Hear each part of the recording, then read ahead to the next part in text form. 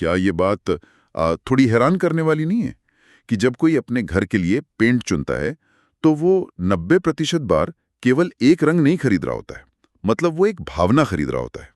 आज की हमारी इस विस्तृत चर्चा में हम इसी कस्टमर साइकोलॉजी की गहराई में उतर रहे हैं। बिल्कुल। और सोचिए ना, पेंट खरीदना रोजमर्रा का राशन खरीदने जैसा तो है नहीं। ये एक बहुत बड़ा इमोशनल इन्वेस्टमेंट है। जब लोग दीवारों के लिए रंग चुनते हैं तो वे असल में कोई केमिकल नहीं, बल्कि अपने सपनों के घर का एक मूड खरीद रहे होते हैं। हाँ, वो एक नया सवेरा या सुरक्षित भविष्य वाली बात आ जाती है। एकदम सही।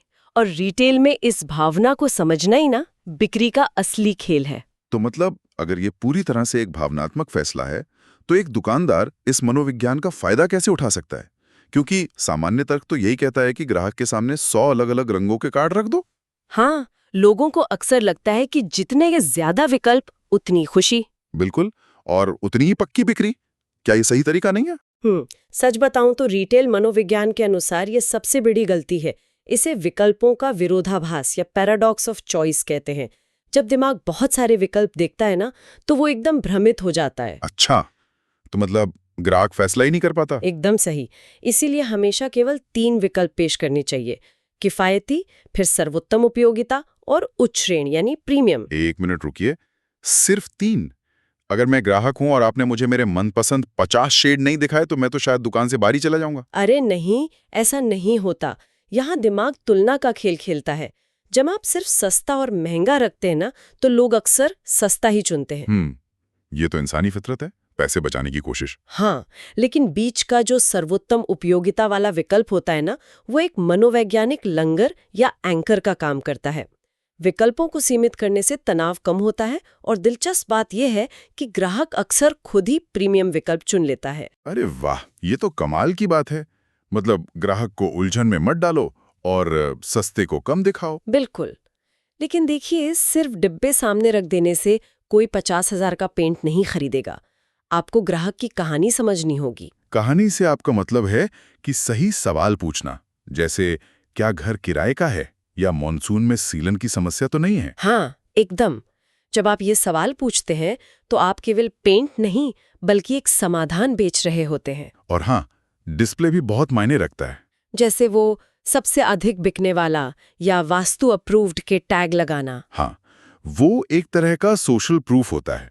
इससे ग्राहक का संकोच खत्म हो जाता है। लेकिन बाजार में ज्यादातर दुकानदार एक बड़ी गलती कर बैठते हैं। कौन सी गलती? क्या वो सिर्फ सस्ती कीमत पर बेचने की कोशिश करते हैं? बिल्कुल। केवल कीमत पर बेचना सबसे बड़ी भूल है। इससे ग्राहक केवल सस्ता विकल्प ही खोजता है। असली तरीका है वैल्यू या उपयोगिता बेचना। इस पर मुझे वो अहमदाबाद वाली कहानी याद आ रही है। हाँ, एक टाइट बजट वाला ग्राहक दुकान पर आया था ना। हाँ, कोई आम दुकानदार होता तो उसे सबसे सस्ता पेंट दे देता। लेकिन उस दुकानदार ने मनोविज्ञान का इस्तेमाल किया। उसने समझाया कि सस्ता पेंट 2 साल में खराब हो जाएगा। लेकिन प्रीमियम पेंट लेने से अगले 3 साल तक रखरखाव के पैसे बचेंगे। वही तो। ये वैसा ही है जैसे बार बार सस्ते जूते खरीदकर मोची के पास जाना या एक बार अच्छे जूते में निवेश करना। और फिर उस ग्राहक ने न सिर्फ प्रीमियम पेंट खरीदा, बल्कि बाद में अपनी पूरी सोसाइटी के लोगों को भी उसी दुकान पर भेज दिया। देखा, ये सिर्फ एक बिक्री नहीं थी, बल्कि एक स्थायी ग्राहक बनाने का तरीका था। और मुंबई के बोरीवली की एक दुकान ने भी तो इन्हीं मनोवैज्ञानिक तरीकों का इस्तेमाल किया था ना। हाँ, वहां उस छोटी दुकान का टर्नओवर 6 महीने में 4 लाख से उछलकर 9.5 लाख रुपए पहुंच गया, सिर्फ ग्राहक की समस्या सुनने और सीमित विकल्प देने से। 6 महीने में दुगने से भी ज्यादा। तो इस पूरी चर्चा का सार ये है कि दुकानदार सिर्फ सामान न बेचें, बल्कि एक विशेषज्ञ भी सलाह दें। एकदम। और हाँ, दुकान से निकलते समय वो 10% छूट का कार्ड या फ्री सैंपल देना भी बहुत काम आता है। ये जाते जाते दिया गया एक पॉजिटिव प्रभाव है। बिल्कुल, वो तो सोने पे सुहागा है। इससे ग्राहक बार बार लौट कर आता है। तो आज की ये चर्चा बड़ी दिलचस्प रही। हाँ, मुझे भी यही लगता है। जाते जाते एक विचार छोड़ना चाहूंगा।